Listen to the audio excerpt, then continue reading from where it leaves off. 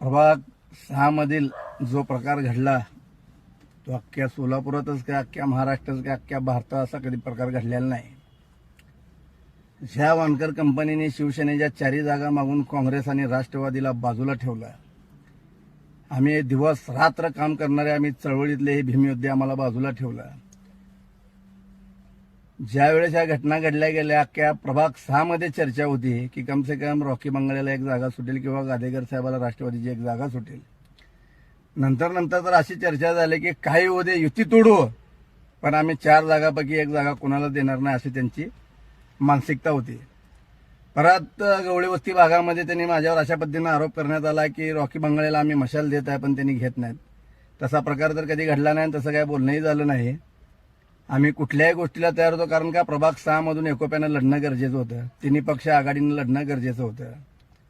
पण असलं भयानक थेरी वापरतील, एवढ्या 70-72 लोकांचा विश्वासघात करतील असं कुणालाही वाटलं नाही.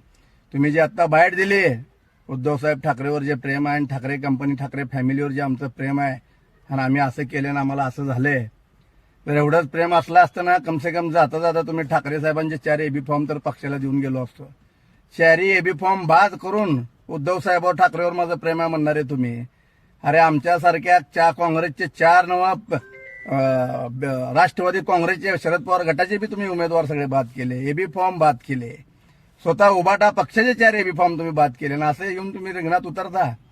लक्षात राहू द्या, ही प्रभाग 6 मधील जनता आहे.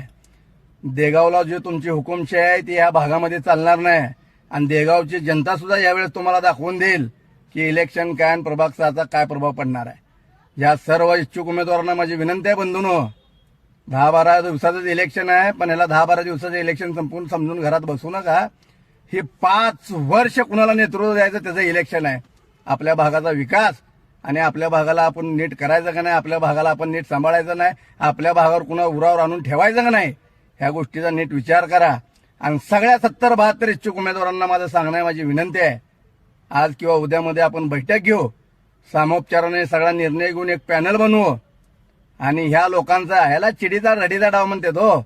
ओपन लढायचं तर घ्या की ठाकरे साहेब, मला तुमच्या पक्षाकडनं लढायचं नाही, मी आज राजीनामा देतो, मी बीजेपीत चाललो, असं करा ना. 3ला जायचं, 2:45 जाऊन ते फॉर्म घुसवायचे आणि इकडे ठाकरे गटाचे फॉर्म बाद करायचे, काँग्रेसचे बाद करायचे, राष्ट्रवादीचे बाद करायचे आणि मग इलेक्शनला लढायचं असते.